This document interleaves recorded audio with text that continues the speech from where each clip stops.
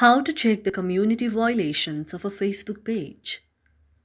If any day any of you are a Facebook user and you would like to check the community violations of a Facebook page, but you do not know how to do that, just follow the following steps.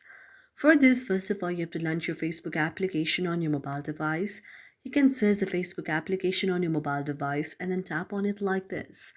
After you tap on it, you can see that Facebook will be launched on your mobile device. Here you have to go to your profile like icon and then go to the option of the settings and privacy, and in the option of the settings.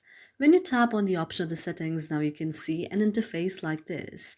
Now here in the search icon, you have to search page roles. After you search on the page roles, now you can see the interface like this. Now since here what we have to see is whether we have violated the community guidelines or not, we can again search the option of the page quality.